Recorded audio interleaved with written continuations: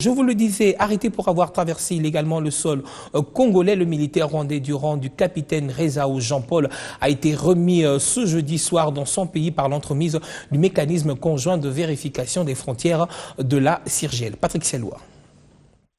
Pendant que le pays de Paul Kagame continue à afficher une mauvaise foi en refusant de remettre aux autorités congolaises l'activiste de la société civile, M. Emmanuel Abbas, qui avait été kidnappé au mois de juin lors de la bataille de Kanyesheza et qui serait détenu au Rwanda, la RDC de son côté a rapatrié jeudi le capitaine rwandais Rezao Jean-Paul. Cet officier rwandais qui avait été arrêté sur le sol congolais au niveau de Goma s'est félicité tout de même des conditions de sa détention au niveau de la RDC. Je remercie tous les Congolais de m'avoir traité bien. Je rentre chez moi bien. Grâce à la collaboration des services de sécurité rwandais et congolais à travers le mécanisme conjoint de vérification des frontières de la CIRGL, Rezao a été reconnu militaire rwandais. Ainsi comme officier rwandais, il devrait faire face à la justice rwandaise, d'où son rapatriement, a déclaré le colonel burundais Ndainginge Nathan, expert de ces mécanismes sous-régionaux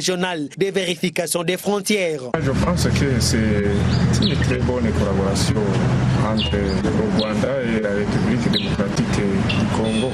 Lorsqu'il y a eu une infraction sur la frontière et que quelqu'un a dépassé les frontières, il est suspect. Bien sûr qu'il est arrêté, mais lorsqu'il est arrêté, on doit toujours voir comment le libérer, tout en sachant que quelqu'un qui est infracté doit être puni. Mais puisque Rwanda, on doit remettre de l'autre côté du Rwanda et je pense que le Rwanda va suivre son cas. Notons que le capitaine Rezao Jean-Paul des forces de défense du Rwanda avait été arrêté le 4 septembre 2014 avec à sa possession 2 cartes d'identité rwandaises, dont une civile et une militaire, d'où les soupçons d'espionnage ayant conduit jusqu'à son arrestation et sa détention pendant 3 mois en RDC.